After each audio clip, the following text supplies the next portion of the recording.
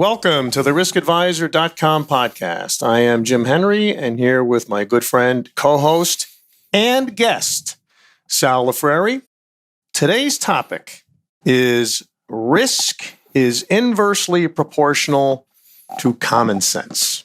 So the reason that we are doing this today, and the reason that Sal is both co-host and guest, is we got feedback on our series that the two of us have a wealth of experience.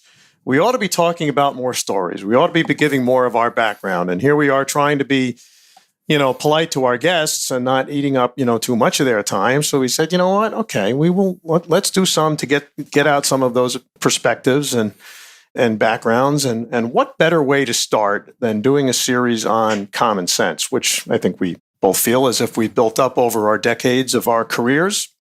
And the reason that Sal makes the perfect guest for this one is that, he's come more from the law enforcement side, background in the Office of Emergency Management, crisis management, hostage negotiating teams, and what have you, where, my perspective has been more on the electronic side. And, we both counted on the fact that, we could rely on common sense from all sorts of perspectives. Common sense and where you would deploy electronic security and, going for the greatest return, on investment, and common sense on how you're handling, the issues or perpetrators or whatnot that you are identifying with those solutions. But when common sense starts to fall apart, our whole world of how we approach risk and whatnot really comes under attack. So I said, let's attack this head on. Let's really identify the fact that what we used to think was common sense is no longer common. And from my perspective, the greatest risk that CEOs and corporations face today is that we can no longer rely on common sense as it is no longer common. So Sal, with that wide intro, is that not a big problem that we are facing today? Somewhere along the line, I get the feeling like I created a monster because I was the one that said, let's do something on common sense. Yeah. So, and then we started thinking about it and went, shit, what did we do? Yeah, no, common sense is it's just not there no more. It's not a key element. It's not a key factor. When you would go through, when you were faced with crises and you're faced with issues that pop up in front of you, if you didn't have a plan, you try and use common sense. What's the next best thing that I can do? What can I do? And, I had this once in a homicide case, and it was a little kid that had been killed. And later on, someone who was doing some research came to me and said, I really love the protocol that you followed. And I said, what protocol? He said, we don't have any. And he said, well, what did you do? How did you come up with it? And I said, it was just common sense. I just, what I thought came next. But in today's world, you just don't get that. It's a level set that just isn't there anymore.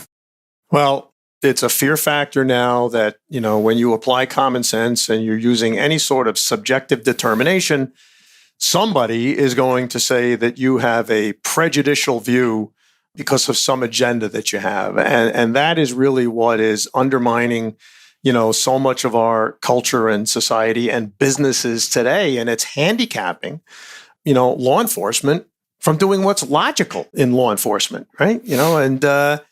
This is not going to lead any place good. We have to get back to the point where we are fact-driven, that we follow the rule of law, we enforce the rule of law, that we have mechanisms in our society to change laws, but that's not for law enforcement to subjectively do. But wait a second, one of the things that you just said, right? We have to enforce the law, and what has occurred over the last maybe 3 years, 4 years, is selective enforcement, right? You can't go down that slippery slope, and you can't say, well, we're not going to enforce this. We just, it's just not right. So that law, we're going to ignore it. We're not going to do it. We saw it in the city, right? With fare beating, right? Something as simple as fare beating, where the prosecutors come out and say, look, we're no longer going to be, a collection agency for the MTA. So if somebody, beats them on the fare, they got to worry about it. We can't have law enforcement arrest them. And what winds up happening is they don't want arrests anymore for fare beating. Well, you can't selectively enforce the law that you want, right? That, common sense says, the law is the law. And if you really don't like the law, then, go back to the state legislature, get the law taken off of the books and say, okay, make it go. But you can't selectively enforce it. And that's the thing that's really causing the biggest well, maybe not the biggest heartache, because there's a ton of big heartaches in this, but the heartache in it. And when you look at the officer on the street who, is sitting there trying to figure out what am I supposed to enforce, what am I not supposed to enforce, becomes a problem. Right. And that undermines morale then. And of course, the public takes a look at that. And for those that are more adventurous, wanting to push the envelope, they sense an opening there. And all it does is invite more and more testing of that or pressuring that envelope because they know that there's going to be no retribution. Then you get to the lunacy, of there being organizations out there to just, bail people out that are openly violating the law. And it seems to be endorsed by government. This is ironic that we're recording this podcast before any of the hearings have been had for, Amy Coney Barrett, for the Supreme Court. But the one thing that, that I feel from my perspective is refreshing from what she said is she says, my opinions don't matter. I'm a judge, right? The judge's responsibility is to uphold the law as written. It is Congress's responsibility to write the laws or to modify the laws. That is the structure that we've had for a few hundred years. It's worked pretty damn well for us. Yeah, but the problem, and again, everything gets prefaced by, but the problem, the problem, we have gone so far to the point where how we lose common sense. We've gone so far to the point that, everybody always had their rights, but everybody now has a voice and everybody now has to be listened to. And it's no longer the general public. It was always, the general public's view on something, right? The majority vote got you whatever. Today, every single last person has an opinion, regardless of how cockeyed one may look at it to be. Right? It could be diametrically opposed to a belief I have, or it could be absolutely ridiculous. And the person still winds up with that right, still winds up with the right to be heard, and more importantly, is getting reaction. I mean, you look at, and this is something you're better suited at and have a little bit more experience on, corporations being, in essence, extorted for money, being shaken down for money, right? They're reacting to what is being put in front of them as this public outcry. And when you shake it down, what does it come down to? A couple hundred people are just, becoming vocal. And now all of a sudden, I'm a firm believer. We were talking about this earlier. I'm a firm believer that if you took all of the corporations that have paid what I call shakedown money, if you take all of these corporations that have paid this money and put them in a room and say, really, what do you think? They probably will tell you, my guess is that they will tell you that they're just not, they weren't into it. That it's not their belief that, this is all wrong. But they'll tell you that their hands are tied, that they had to do something, that they have to answer to the, to the public, to the shareholders in the company. And they wind up participating in these programs and doing things. And it's just absolutely horrendous. There are a lot of good programs, a lot of good diversity programs that are out there that should be had, that are very well intentioned, very well structured, and are appropriate. And then you wind up with these other situations where you get a select few going on social media, making, in essence, threats, and the company's acquiescing to it and paying. It's just so wrong. And you just don't know where is the end going to come. Well, the trigger point seems to have been, as you say, social media, right? And in up until a decade or so ago, our society is a democracy. It's based on majority rule. Well, majority rule has kind of morphed into mob rule, as we've seen recently. And the mob doesn't have to be big. No. The mob could be just 100 people out of 300 million, right? But all of these one-offs are getting more play, in the media, than anything that comes close to a majority opinion. And it's driven by a number of factors. One of them, if it happens to play into a narrative that somebody's trying to weaponize for, political purposes, then there you go. That's what triggers it. And but that fundamentally, is in conflict with the basic, tenets of our democracy. And how small of a mob is too small of a mob to ignore? I mean, at this point, it could be even just one person, that just captures it and goes viral and what have you. So it's just undermining any logical way to deal with a problem. Generally, you would think if you've got a one-off, like we've had with some issues on law enforcement, you go and you deal with the bad apple. But it's immediately, turning the entire program, the whole concept of law enforcement. And this new term that I've heard, reimagining law enforcement. Well, you can't reimagine law enforcement if you have no law enforcement on the street. That's imagining that somebody's going to come to your defense. That works well. That works real well. You look at social media, and it is just absolutely fascinating what happens. So in my last role with government, and I was director of security and intelligence operations, and I get asked a lot of times about, from the intelligence side of the house, about the abuses and being able to listen in on phone calls and tracking emails and whatever. And I marvel at it. And I did his talk, and I may have mentioned this in a prior show. I had done a talk, I believe it was out in Pepperdine University, and we were talking to the students about dealing with being bugged, how the government can abuse their powers and their privileges. And I said to him, for starters, it'd be foolish of me to sit here and tell you that abuses of those powers that never don't occur, right? Because they do, right? Human nature being human nature, you're going to find people that are going to do that, and that you're going to have those abuses. But for the most part, right, and 99% of the time, what you're going to have is there are incredible tight security and protocols that's in place for us to have the ability to use that. If I'm going to put a wire, if I'm going to listen to your phone calls, I want to wiretap your phone, I got to put in a request. I got to go to a judge. I got to prove why I need to do it. Within 30 days, I got to come back and explain what I got, where I'm going, what I need. Right? There's tight controls. Look at social media today. I only wish that I had the ability to be able to spy on people as much as the social media companies and these apps out there have the ability to do. And when I told the students, I said, listen, if them spying on you doesn't piss you off, then at least get pissed off to the fact that they're spying on you, taking your information and selling it and not sharing the money with you. Mm-hmm. And then you take it one step further and you say, okay, they got all of this information.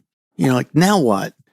And then you realize, and this is exactly what's happening today, is the social media organizations are filtering what you get to see.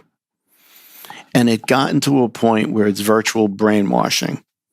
You used to be able to, the average person used to be able to go online, be able to look something up, get two different viewpoints, understand two different viewpoints, pick a side that they liked, ultimately argue their point, right? You could have an intelligent debate, you can have an intelligent argument with it. Right?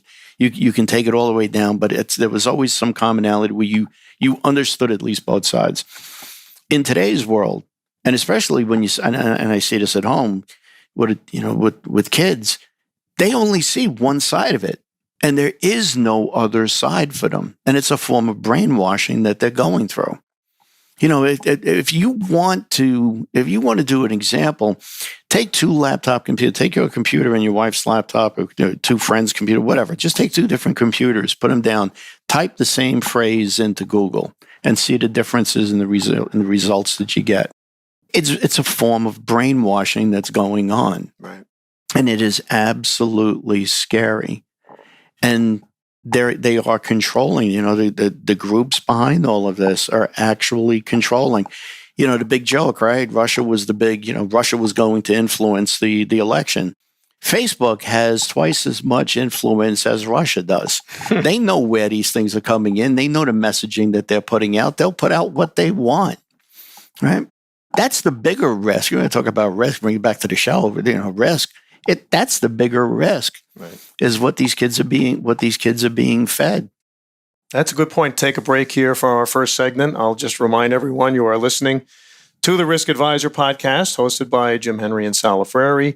We ask you to download and subscribe to the show and rate us on iTunes on your favorite podcast platform. Also follow us on our social media pages like Facebook, Instagram, and Twitter.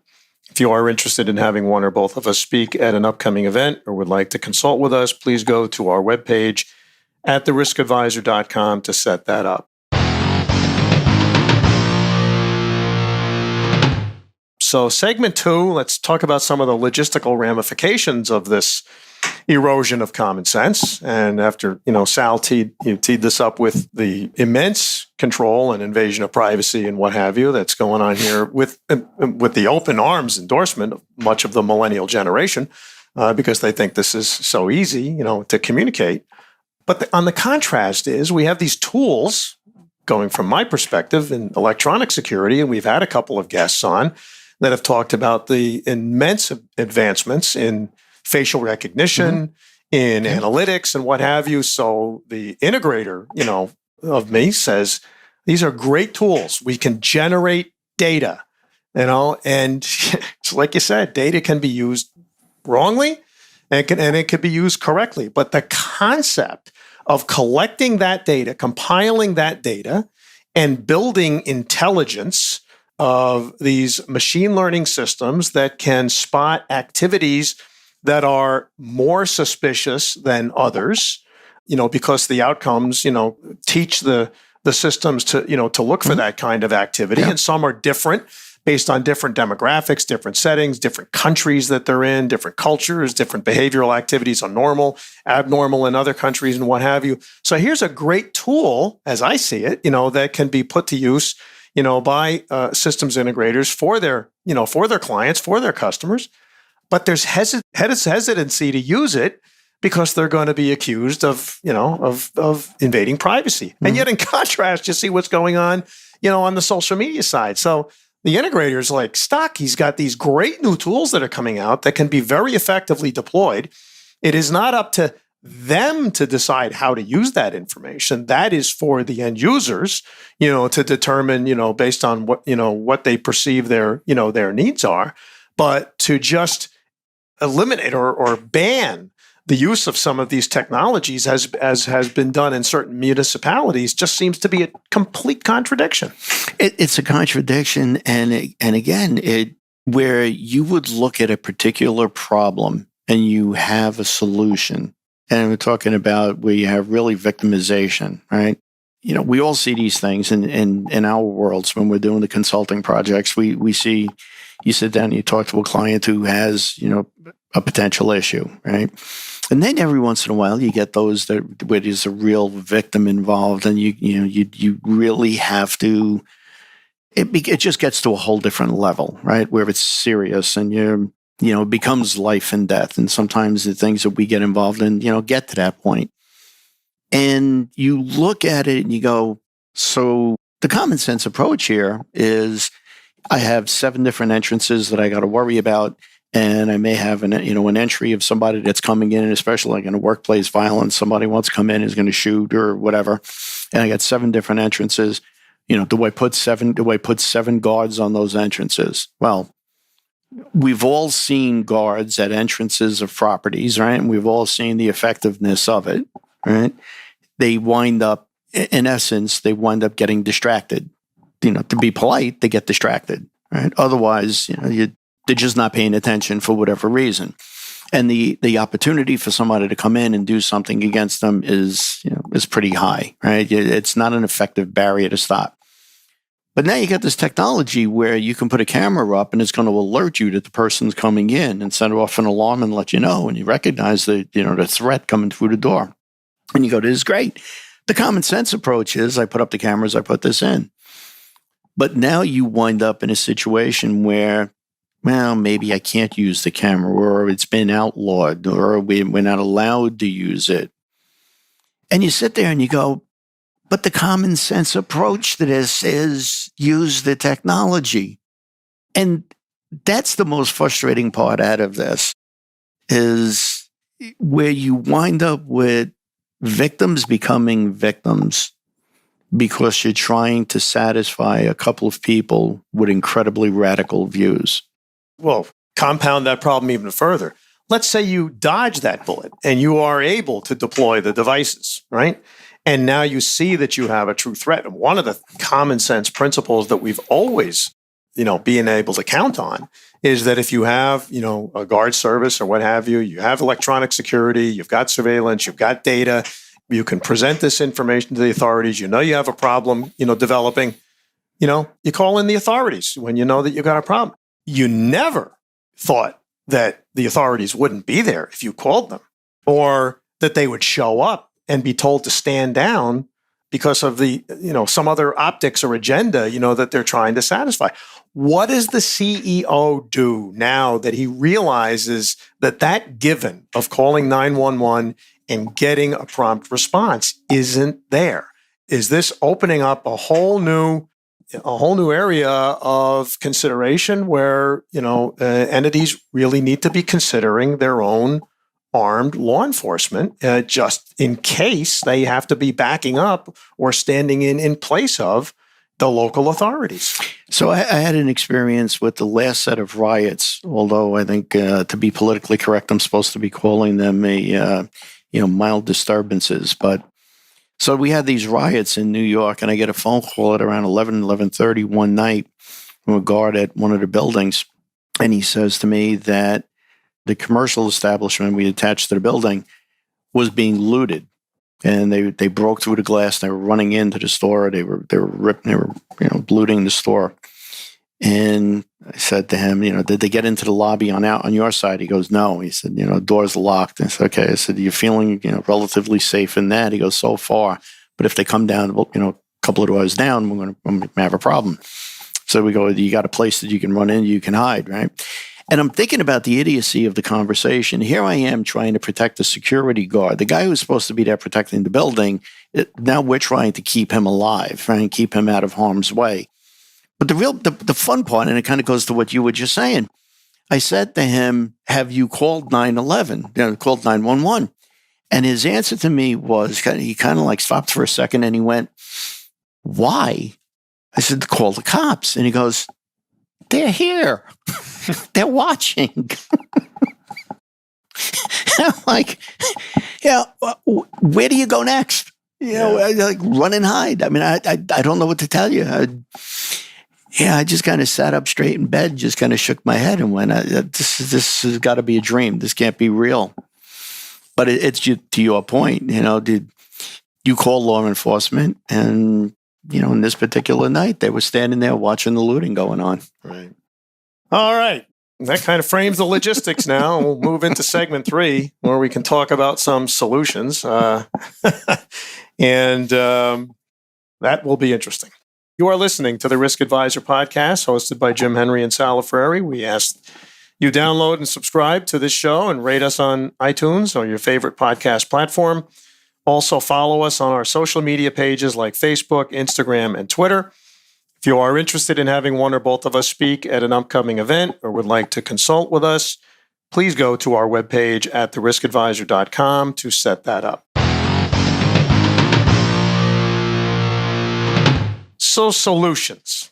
I mean, I look at this, and again, my background is electronics and engineering and whatnot. I'm trying to apply some sort of, common sense to how do we get back to common sense, where we all share common sense, and I just look at this and I think, of two icons of the 60s that we could really use today. And, one is JFK, with his comment of, ask not what your country can do for you, but what you can do for your country. And boy, is that ever far afield from what's going on today. And of course, Martin Luther King in his statement of people should be judged by the content of their character and not the color of their skin. And what would the two of them be saying, with what they see, going on today? I had thought up until this past year that the one thing that we shared as a country, whether we were politically, left-leaning, politically more right-leaning, but there was never really a question that we didn't all embrace the basic Bill of Rights, the foundation of what the country was built on, the Declaration of Independence, the Constitution. That is openly now targeted as being antiquated. It's 200 years old. We don't need that anymore. Well, if you throw that keel in the water away, then anything's game. And that is the objective of some facets of our society. It certainly was the tactic that the Bolsheviks used back in revolutionary Russia, in 1917. And, I used to say to myself when I was in high school back in the 60s, and we're learning history, European history, I said, how could a country as educated and advanced as Germany allow Hitler to come to power? And, as I understand, what actually happened there, he had difficulty getting a majority. So they went to the tactic, of basically attacking and eliminating contrary points of view to the point where, they eventually became the majority. And that scares me because it seems to me to relate to what we're seeing now with some of this cancel culture. Where, I often, I don't politically, agree with everybody, but I love having conversations with people that have a different point of view, and exchanging ideas because nobody's got all the answers, right? And that's been one of the great strengths of our democracy has been the ability to have debate and to, and compromise. That's off the table now. It's just two polarized extremes. And the only solution is to get out of that, as I see it. Yeah. And what say you? No, it sound like Janine Pirro, right? It's true. You can't, regardless of what side you on politically, if you're trying to have a conversation, there's no longer a debate. Listen to, I love human behavior, and I love to watch human behavior and to make a career out of it. What winds up happening is, you watch two people argue, and they're both extremes. There's never a point that they can argue. What they come up with is they'll bring up a point, and you'll say, "Well, that's really stupid," and you'll come up with something, and then the other person comes back with. Instead of arguing that same point, they go off to something else, right? Because they're all they're doing is arguing in sound bites, and there's nothing is ever accomplished with it, But step number one always has to be: can you agree that there is a problem? I've always, if you can agree that there is a problem, then you will get to a solution. It may take a long time. It may take a lot of back and forth. But if you can't agree that a problem exists, you guaranteed you will never come up with a solution to that problem. Yeah, but to come to the solution, two people have to, it's like any negotiation deal, right? Two people, in a really successful negotiation, nobody wins, nobody loses, right? You both walk away with something. You don't get everything you want. You don't lose everything, right? You walk away with, with something. But the debates, the arguments that, the conversations that take place today, they're not even willing to understand that there is another side, let alone respect the other person's, position on it. It just doesn't exist. And they can't. And all they're doing is talking in sound bites. I'll tell you, for a solution, and I'll get crucified for this, but the way this breaks is you need a terrorist attack. You look at what happened in 9/11, right? Country was kind of, ripping apart a bit, and, there were all kinds of, arguments and debates and what have you. 9/11 solidified the country. Everybody got back to raising the flag. Everybody got to, realizing, the country is the country. It's our country, and you fight for your country. And the patriotism that it produced was incredible, right? We have gotten away from that. And I don't know, short of, every once in a while you say, somebody's getting so upset that eventually, this situation's getting so bad, there's going to be an explosion. That's almost what you need here. You know what? It did have that collateral. I mean, that terrible tragedy had that collateral positive benefit with regards to bringing people together. I don't think it would happen this time. I think that this has deteriorated so much further now that you'd actually have a formidable contingent of people that would be cheering it on. It's terrible thing to believe is even possible, but it's what would happen is you get both sides would start blaming the other. You were asleep at the switch. You should have done this. You were the ones that caused this. You're the ones that instigated it. You'd be back and forth. Someone asked me the other day, a client asked me the other day, and I was kind of surprised at my own answer. I thought about it for a second, and I gave him the answer, and it was, why don't you think we've had a terrorist attack within the United States?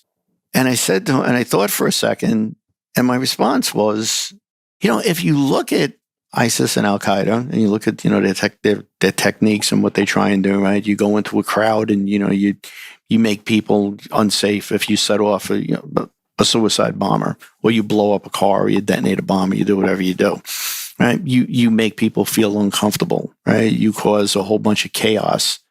Right, you get people to start backbiting each other and and arguing about it. The reason we don't see anything from them, they don't have to do anything. We're doing it to ourselves. We're doing it to ourselves, right? They could sit on the front porch of their cave, crack open a beer, and laugh their ass off as they're watching CNN and watching riots that are going on within the states. It's like they don't have to do anything. Right. It would almost be.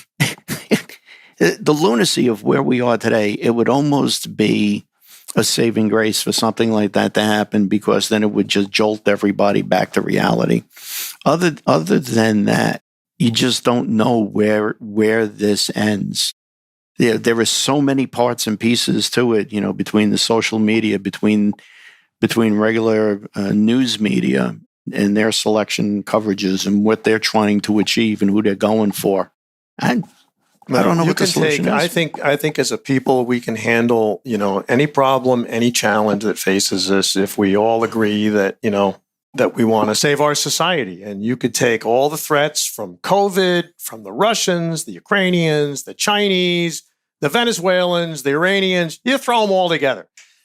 All of that together is not as great a threat to this country as is fundamentally a segment of our own population saying that this democracy is not worth saving.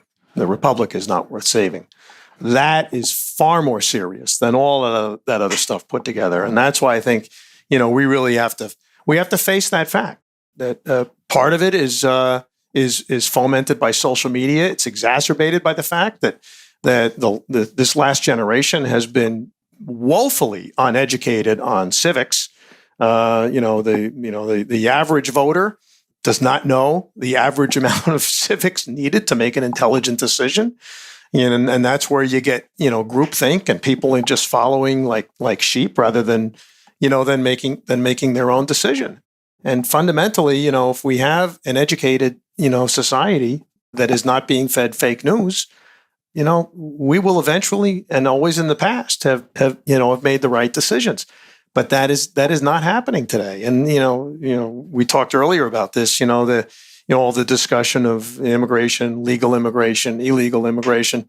The greatest strength, I think, and our saving grace, as a society, is the amount of legal immigration that we have, because at least the legal immigrants go through an indoctrination process where they are taught the principles of the society that they are joining. They understand the Declaration of Independence and the Constitution and the Bill of Rights far better than the average third or fourth generation American with the education that they get in today's public schools.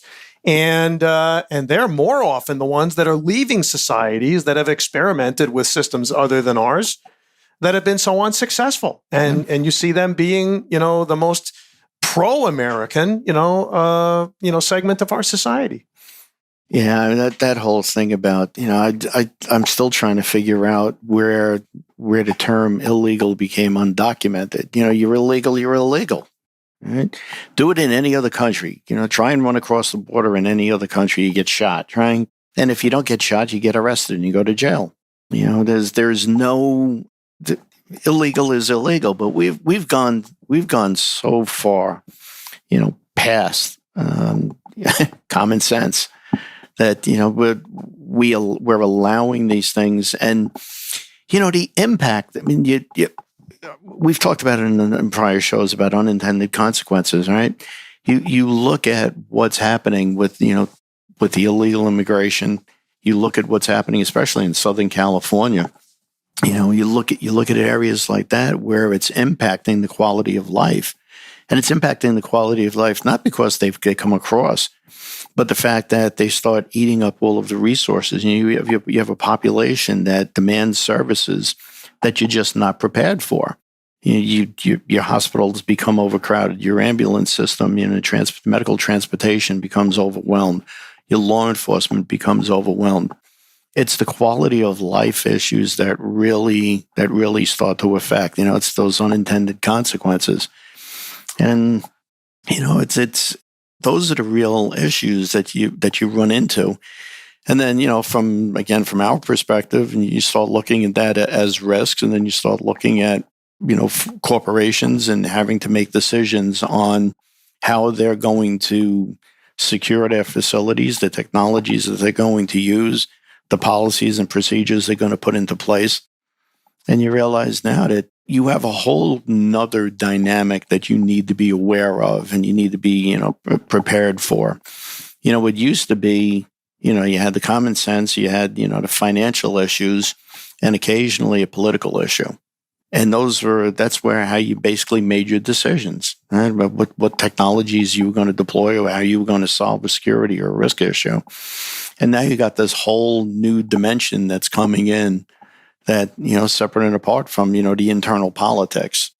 Politics and you see this all so more than I do, but did politics in the world in putting in devices in and creating security postures and programs and bringing in vendors and recommending vendors. The big politics in that used to be, okay, look, we got to use this guy because it's his brother-in-law. But this guy is a good friend. He went to high school with so-and-so. And those are the political issues. Today, we're looking at it in a whole different dimension. And it's going to have some bad effects.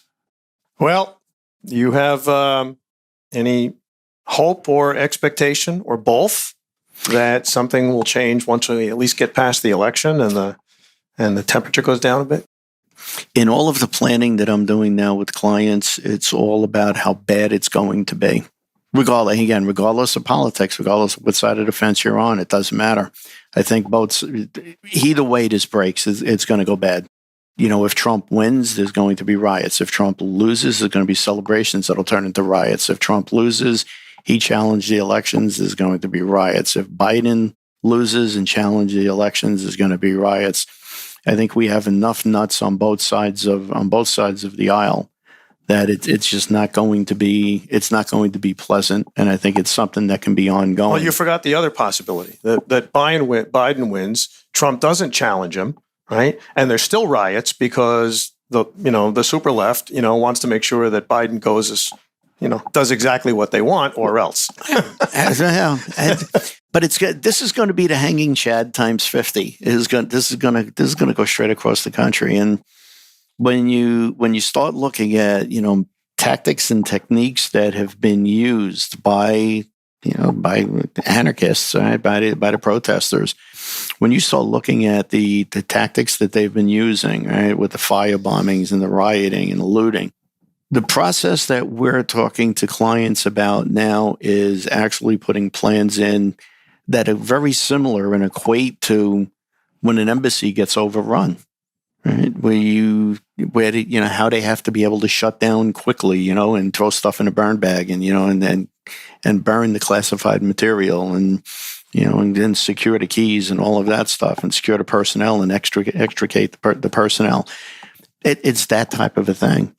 And you got to sort of meld that into a good hurricane plan or a good, adverse weather plan where you may wind up being stuck in the building for a week. So you got to make sure that you got, provisions for staff to be able to stay there. Because if it really gets out of control and gets bad, the city goes on a total lockdown and all your mass transit gets cut off. Right. And they put up checkpoints and nobody in. What do you do? So it's ironic. You sit there and you shake your head. You look at the plans and you shake your head and you go, I can't believe we're actually doing this. Right. Well, the only thing worse is just putting your head in the sand and ignoring that it's a possibility. Hopefully it's not a probability and only a possibility, but you still need to prepare for that, for those potential consequences. And you do. And you don't want to be the sky is falling guy. You don't want to be the one that says, hey, here's what we think is really going to happen. But the reality is when you look at your past experience and you look at the tactics they've deployed and what they've done, you need to put something in place. You can't find yourself in that role where it's the old, not only what do you know and when did you know it, but why didn't you? What do you anticipate? Well, thank you, Sal, for being both host and guest today. This is a fun experience. I like this. This is good. We will have more in this Common Sense series where hopefully we can look more positively at common sense increasing rather than decreasing. But it has a lot of consequences in a number of areas of specialization that we will focus on this series where we query each other and all of our years of experience. You have been listening to the Risk Advisor podcast hosted by Jim Henry and Sal Freri. We ask you subscribe to this show and like us on our social media sites like Facebook, Instagram, and Twitter. If you are interested in having one or both of us speak at an upcoming event or would like to consult with us, please go to our webpage at theriskadvisor.com podcast to set that up. Also, if you know that someone that would like to be that would make a great guest, please go to our webpage at theriskadvisor.com and make your suggestion. Remember, you can hear the show on your favorite podcast platform, YouTube, and of course, stream it at theriskadvisor.com. Thanks again for listening, and we hope you tune in again next week.